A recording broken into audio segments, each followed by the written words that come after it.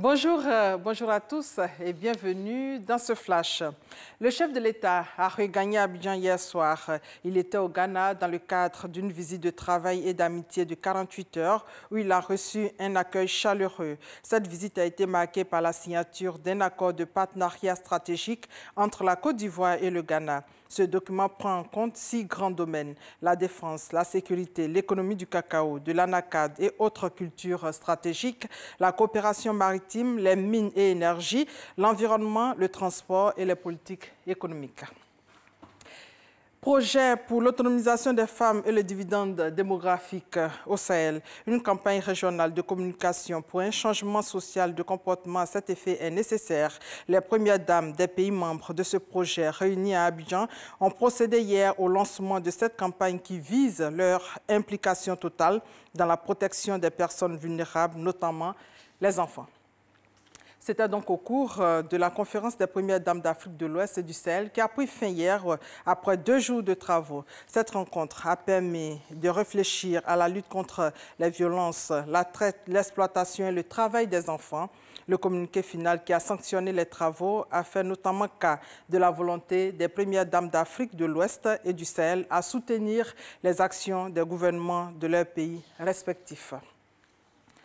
Dans l'actualité en Côte d'Ivoire et en bref, après la découverte du virus de la peste porcine africaine dans le département de Fekkesédougou, région du Tiologo, selon un communiqué du ministère en charge des ressources animales et halieutiques, le gouvernement ivoirien a pris des mesures urgentes.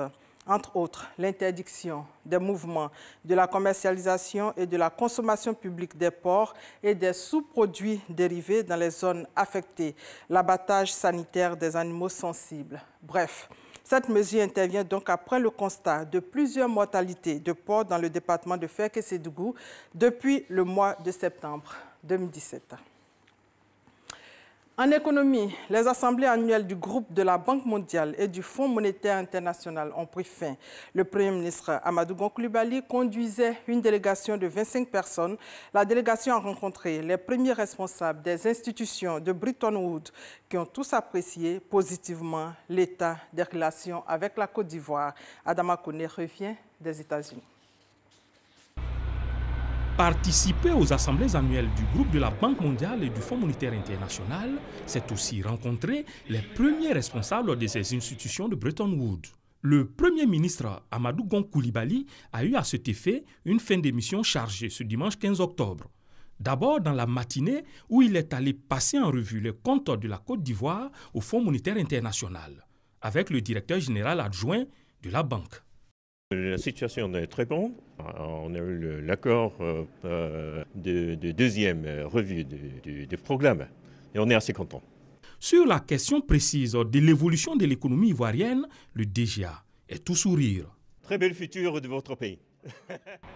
Ensuite, à 2 heures de son vol, Amadou Gon Coulibaly se retrouve au siège de la Banque mondiale, encore une fois. Après une première rencontre avec le vice-président Mactar Diop, c'est la directrice générale qui le reçoit. Côte d'Ivoire est un pays qui a fait un très bon progrès et les résultats de notre coopération sont magnifiques. Le programme est riche, concentré de le secteur d'énergie, agriculture et les ressources humaines. Et nous avons discuté des opportunités pour un programme plus riche dans les secteurs privés, de mobilisation de ressources privées. Le succès est votre, le support est pour nous. Les efforts pour la Côte d'Ivoire, l'accompagnement à la Banque mondiale, tout l'esprit de la disposition de l'institution à être un partenaire stratégique de la Côte d'Ivoire. Au Togo, 4 personnes ont été tuées hier dans les 2 plus grandes villes du pays. Depuis 2 mois, l'opposition organise des marches contre le régime du président Faure Gnassingbé. Malgré l'interdiction de manifester en semaine, les 14 partis de l'opposition avaient décidé de marcher dans la capitale. Dans certains quartiers, des barricades ont été dressées par des groupes de jeunes repoussés à coups de gaz lacrymogène.